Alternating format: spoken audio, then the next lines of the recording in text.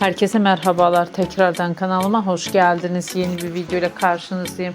Sizler için yeni görüntüler, yeni paylaşımlar sunuyorum. Paylaşımlarım Erkan Meriç ve Hazal Subaş çiftinden olacak. Birbirine yakışan çiftlerin güzel görüntülerini, mutlu paylaşımlarını umarım sizler de beğenirsiniz. Sizlerden tek dileğim kanalıma abone olup like atmayı unutmayın. Hoşça kalın, sağlıcakla kalın arkadaşlar.